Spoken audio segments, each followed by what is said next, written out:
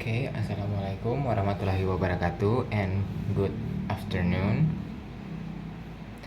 Well, my name is Fikriansyah and my official number is A1M223050. Okay, on this video I'm going to explain my research, namely exploring student difficulties in understanding grammatical function of uh, subject-verb agreement, auxiliary verb, modal verb in EFL learning. Well, without further ado, let's just start the presentation. Okay. On my research, we're going to talk about the background.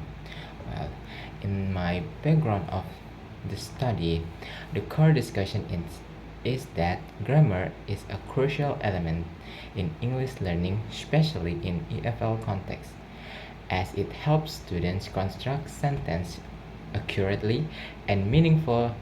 From this study highlights that many students still experience difficulties with subject-verb agreement, auxiliary verbs, and modals because grammar learning often emphasizes memorizing rules rather than understanding their function in context. Therefore, this study is important to determine whether the student difficulties arise more in form, function, or both. This is in line with Halliday's theory, 1978 to 1985, uh, suggests that throughout systematic functional grammar, or SVG, which explain that grammar is not just a collection of rules but a system that function as meaning making resource or tool for constructing meaning in communication. Thus, when the students experience grammatical difficulties, the problem is not only errors in form but also a failure to understand the function of language in the context. Okay, next slide, we are going to talk about research question. Well, in the research question section, the focus is on two questions. One, what are the specific difficulties experienced by students in understanding and applying the grammatical function of subject-verb agreement, uh, auxiliary verb, auxiliary verb, and modals verb in test-based context in EFL learning. And the second research question is, what are the internal and external factors that contribute to students' difficulties in understanding and applying this grammatical function? So, in other words, this section indicates that main direction of the research is in examining not only student error but also their causes. Okay, on the next slide, we are going to talk about research objective. In the research objective section, the purpose of the study is to identify and describe the specific difficulties experienced by students in understanding and applying the grammatical function of subject-verb agreement, auxiliary verb, and modal verb in test-based context in EFL learning. Then the second research objective is to explore and analyze the internal and external factors that contribute to student difficulties in understanding and applying this grammatical function. Therefore, the purpose of this study is to describe and exploratory, not to test treatment or comparing results. Okay, on the next slide, I'm going to explain the significance of the study. Well, in the significance section of the study, I will only explain two aspects. This is theoretical significance and pragmatical significance. So, the core benefits are divided into two. Well, theoretical, this research is in search to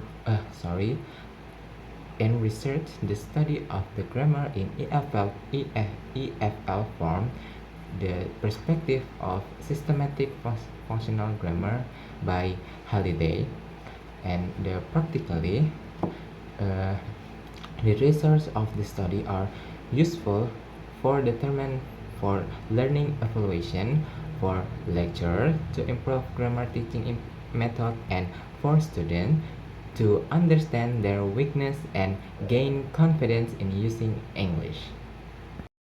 So we move to the next slide. Well, on the next slide, I'm going to explain the scope of the study. Well, because the scope of the study is classified to 4 points, so I'm going to explain all of them at once. Well, in the term of scope of the study, this research is limited to EFL students at Haluoleo University, especially sixth semester students from the class of 2023. And the study focused on only three aspects of grammar. One is subject-verb agreement, two, auxiliary verbs, and three, modals verb. And this research is using a qualitative approach that emphasizes describing difficulties and their contributing factors. This limit is important to ensure the research remain focused on and on not overly overboard. Okay, we are going to move to the next chapter. Okay, on the next chapter, chapter 2, discussing about theoretical framework.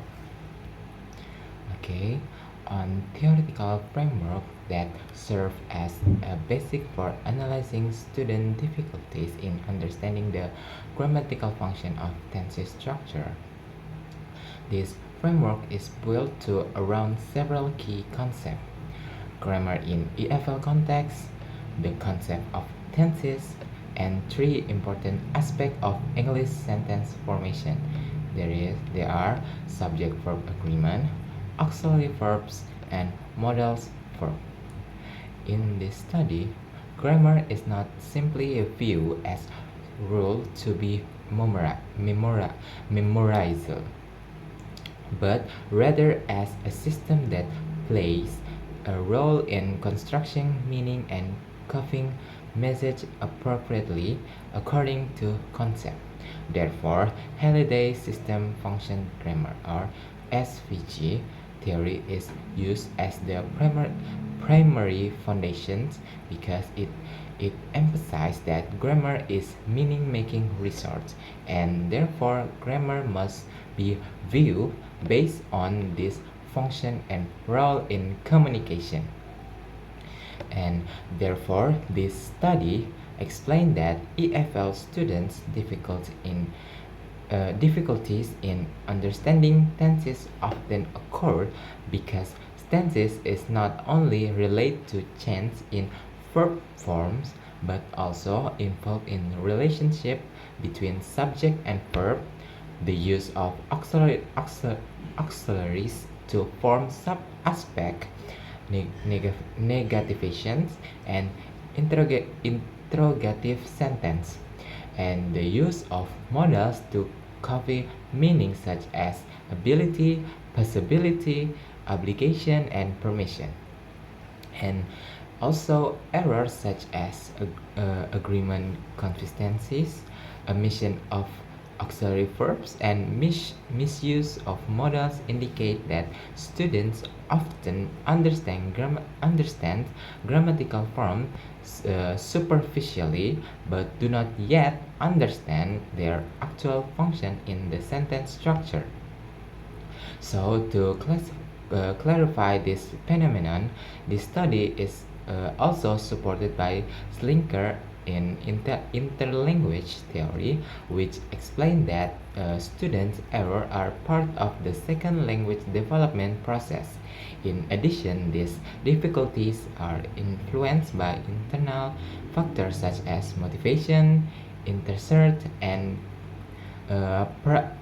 priority knowledge, as well as external factors as teaching methods, learning environments, and learning materials as explained by ELs. Thus, this overall theory forms a conceptual framework that helps research explain student difficulties in more depth, both in terms of grammatical function and their causal factors. Okay, next we are going to explain previous studies. Well, previous studies have generally focused on the grammar errors in terms of form and frequency, but some or few have addressed student difficulties in understanding grammatical function in more integrated manner. Therefore, this study is relevant in expanding previous study by positioning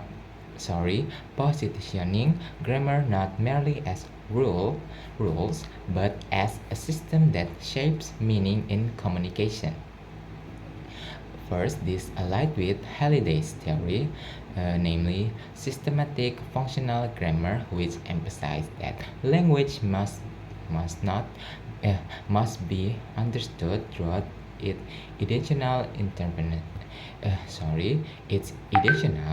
interpersonal, and textual function. Therefore, this study examines not only whether students make error, but also how they understand the function of the grammar in construction meaning. The next study then is by Comrie theory, which explained that tenses is a grammaticalization of time.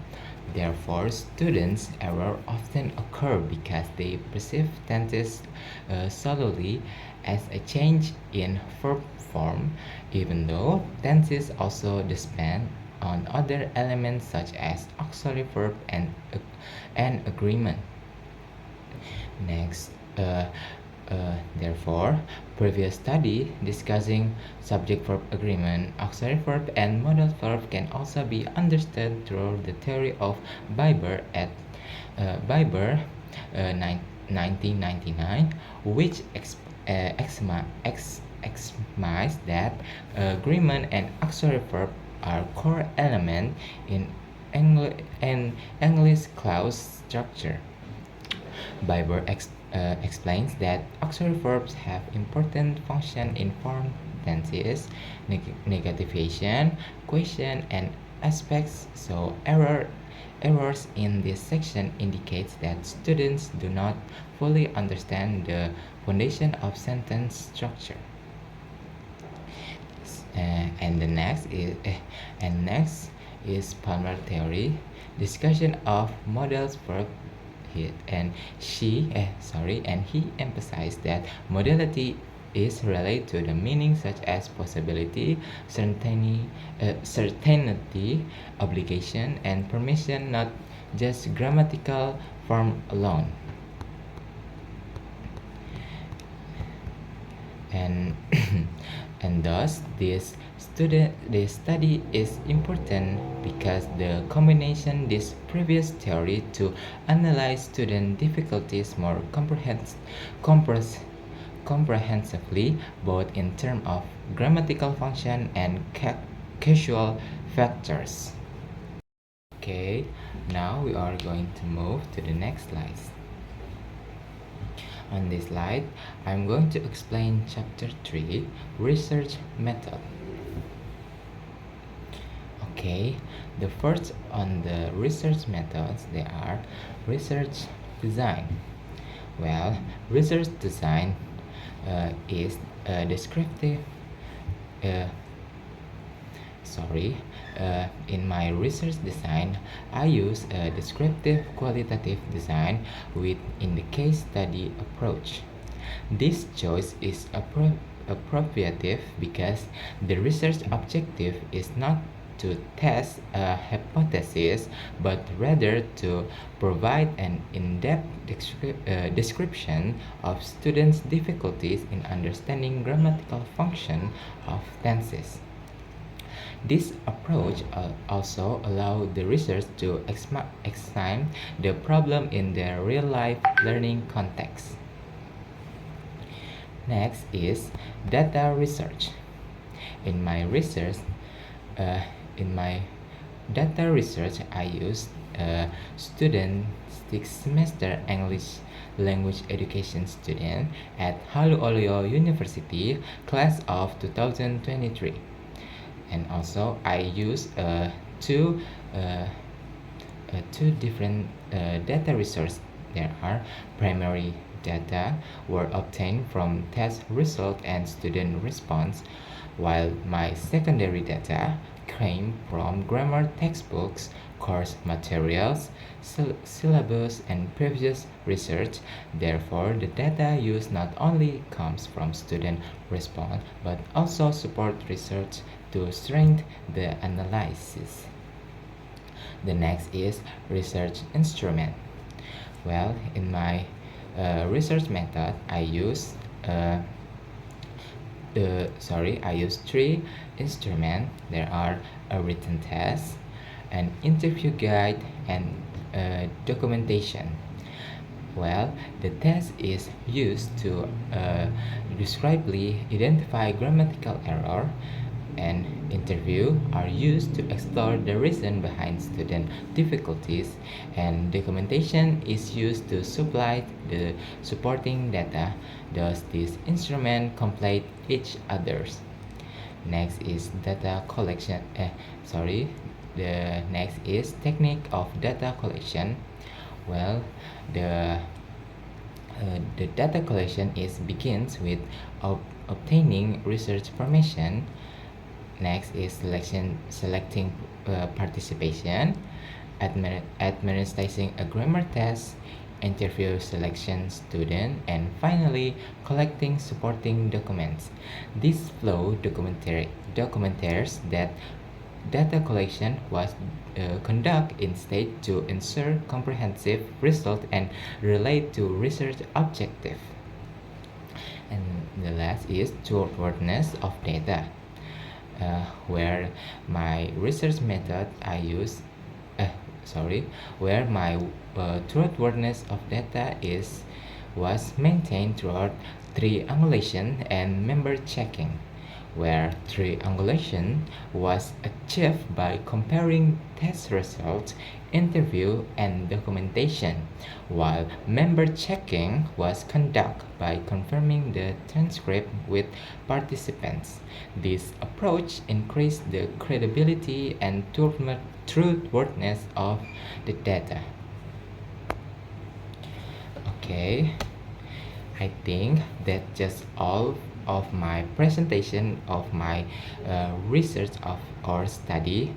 Well, so I'm going to close this this presentation by saying wassalamualaikum warahmatullahi wabarakatuh, and I'm going to say I'm sorry if I have say a wrong word of misunderstood of my presentation. Thank you very much for watching and see you.